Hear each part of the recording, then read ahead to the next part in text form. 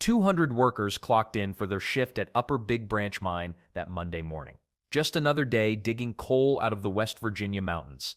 Coffee still warm in their thermoses, some probably complaining about traffic or weekend plans that didn't pan out. The mine stretched deep into Montco, West Virginia, a place where coal wasn't just business, it was everything. Families had worked these tunnels for generations. Fathers taught sons, brothers worked side by side. The mountain provided, and people took what it offered.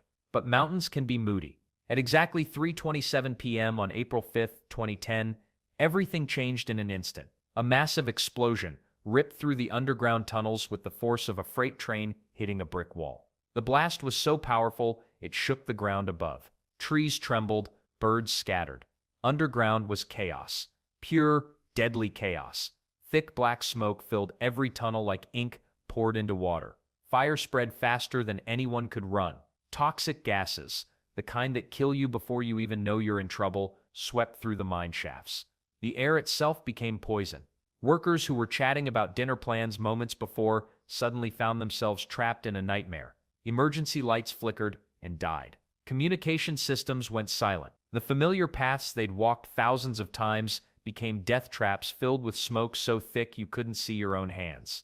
Some miners never had a chance to react. Others ran toward what they hoped were exits, only to find their escape routes blocked by debris or consumed by flames.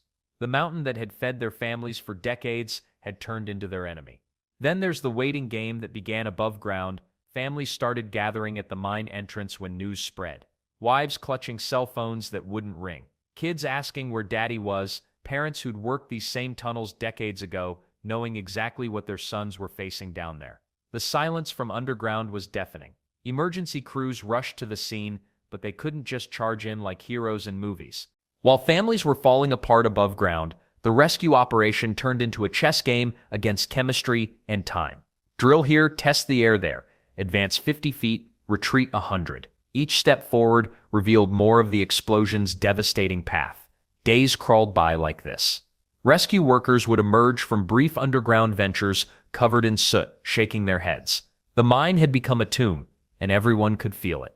Those safety chambers that everyone counted on.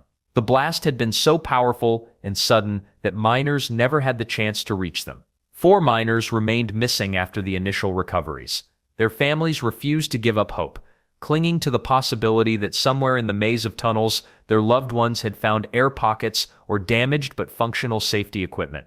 The rescue teams kept pushing deeper, but each venture confirmed what nobody wanted to accept. The mountain itself seemed to be fighting back, releasing more gas with each disturbance. Makes sense, right? The explosion had cracked open new gas pockets that hadn't been problems before. Then there's the question nobody wanted to ask out loud. What exactly had caused this disaster in the first place? Massey Energy wasn't just any coal company. They were the kings of Appalachian mining, pulling millions of tons of coal from the ground every year. Don Blankenship, their CEO, ran the operation like a military commander who'd never heard the word retreat. The guy made millions, while his miners worked in conditions that would make OSHA inspectors cry. Upper Big Branch had a rap sheet longer than a grocery receipt. We're talking about 515 safety violations in the year before the explosion. 515. That's more than one violation per day. Makes you wonder what they were actually doing right, doesn't it? The violations weren't minor infractions either. Roof collapses happened regularly. Workers got injured so often it became background noise. Electrical hazards sparked constantly throughout the tunnels. But here's the kicker. Federal inspectors kept writing citations that Massey treated like parking tickets. Pay the fine, keep digging. Ventilation problems plagued the mine for months before April 5th. Inspectors documented weak airflow that couldn't clear dangerous gases properly. Think of it like trying to clear smoke from a house fire with a desk fan. The system was fundamentally broken, but production never stopped. Well, why didn't workers speak up more? They tried, but Massey had an unofficial policy that made whistleblowing career suicide. Miners who complained about safety found themselves reassigned to worse shifts or mysteriously laid off. When you're supporting a family in rural West Virginia with limited job options, you keep your mouth shut and hope for the best. Then there's the culture problem.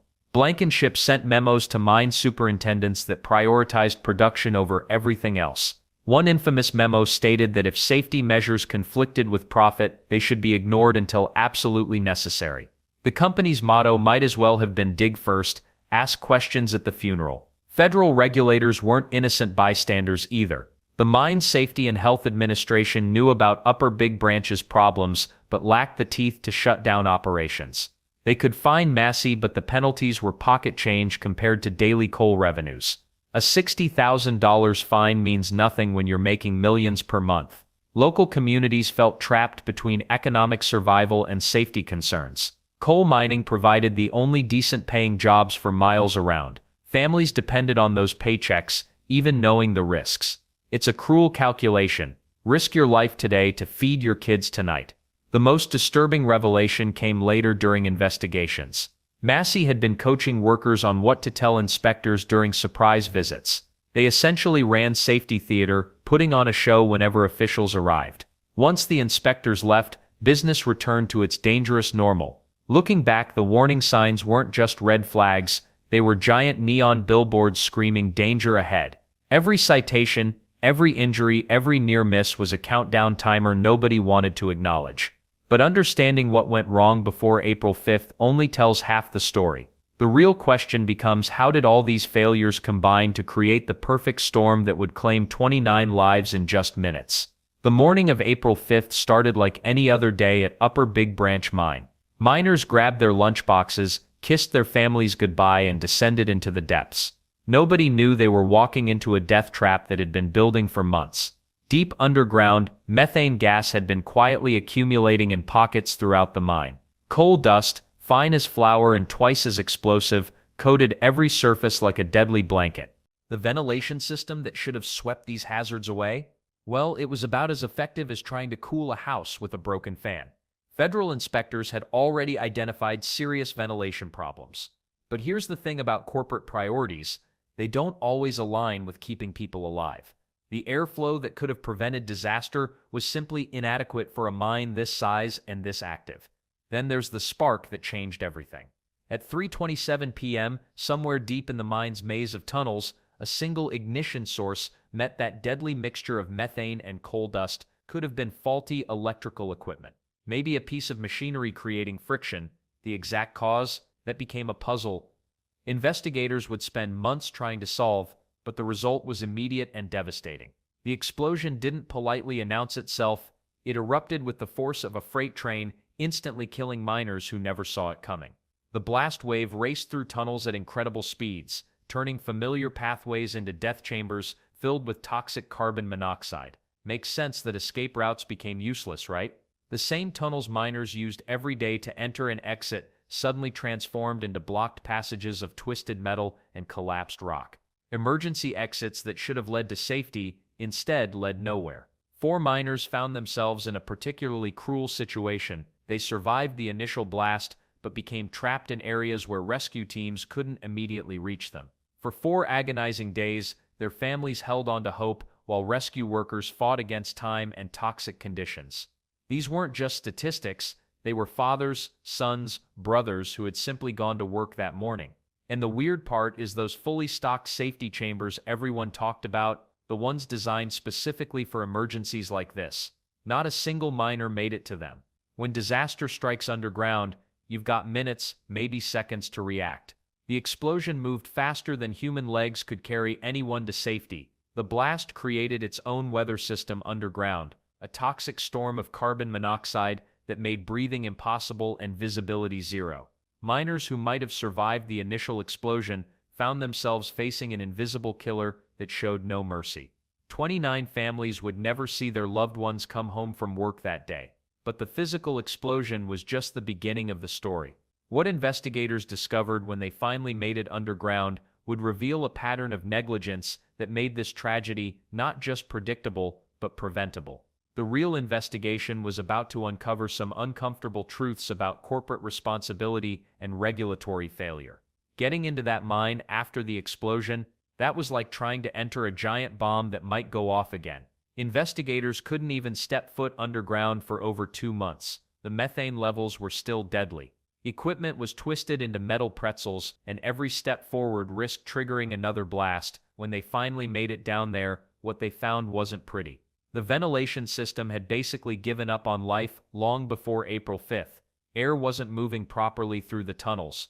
Methane was pooling in pockets like invisible death traps waiting to explode.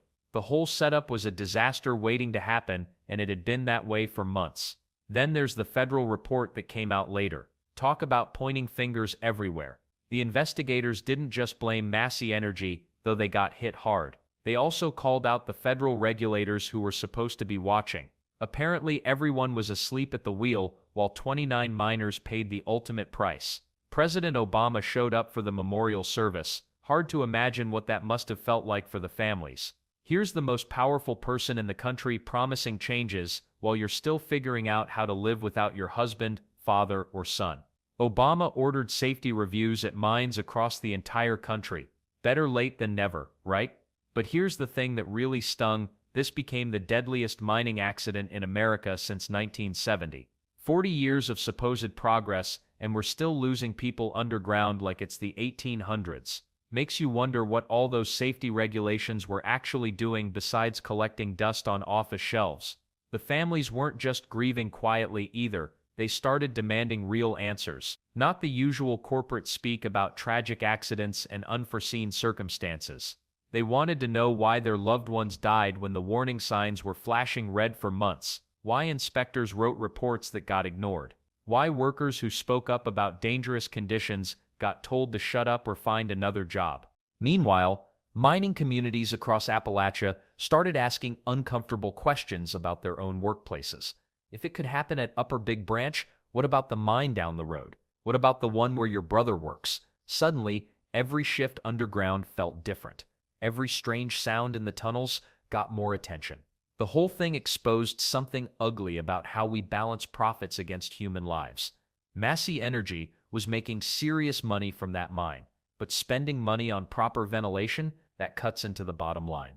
It's a calculation that looks absolutely insane when you write it out, but somehow it made sense in corporate boardrooms. The pressure started building for real changes, not just paperwork changes or feel-good speeches. Actual laws with teeth that could bite back when companies cut corners. The question was whether politicians would follow through or just wait for the news cameras to go away. What happened next would determine if those 29 deaths meant something or if they'd just become another footnote in mining history. The Upper Big Branch disaster didn't just claim 29 lives, it rewrote the rulebook for American mining safety forever. Within months, Congress started hammering out the Mine Improvement and New Emergency Response Act. The law sounds boring, but it packed serious punch. Companies now had to install better ventilation systems and couldn't just ignore federal inspectors anymore. Well, they could try, but the fines got so steep that even big corporations started paying attention. Amazing how money talks louder than safety speeches, right? Then there's the family impact that never really goes away. Betty Hara lost her son at Upper Big Branch and spent years fighting for compensation. She became the face of a movement that refused to let this tragedy fade into history. These weren't just statistics or newspaper headlines. Real people lost fathers, sons, brothers. Their kitchen tables got quieter. Their Christmas mornings felt emptier.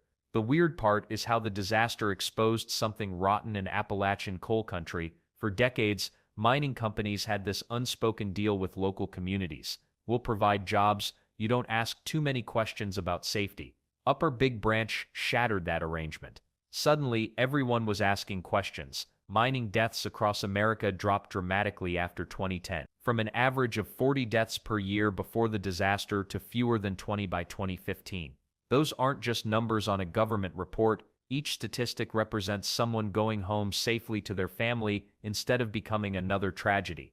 Let's not forget how this changed the culture underground too. Miners started speaking up about dangerous conditions without fear of getting fired. The old shut up and dig mentality began cracking. Safety meetings became actual conversations instead of corporate theater where everyone just nodded along. But here's where things get complicated. Coal mining was already declining when Upper Big Branch exploded. Natural gas became cheaper, environmental concerns grew stronger. The new safety regulations added costs that made coal even less competitive. Some argue the disaster accelerated coal's decline in America. Others say it just made the industry finally pay the true cost of digging coal. President Obama's speech at the memorial service became a turning point. He didn't just offer condolences, he promised systemic change and actually delivered on it. Federal mine inspectors got more authority and resources. Companies couldn't just pay fines and keep operating dangerously anymore. Every April 5th, families gather at the memorial in Whitesville, West Virginia. They read 29 names aloud. The youngest victim was just 20 years old. The oldest was 61. Between them, they left behind dozens of children who grew up without fathers. The memorial itself tells the real story. 29 crosses stand in neat rows, each bearing a hard hat. Flowers appear year-round, left by people who refuse to forget. The site overlooks the mountains where coal mining built communities and sometimes destroyed them. Mining will never be completely safe. Men still go underground every day knowing the risks, but Upper Big Branch changed the odds in their favor. Sometimes tragedy forces progress that should have happened decades earlier. Those 29 miners didn't die in vain if their sacrifice saves future lives.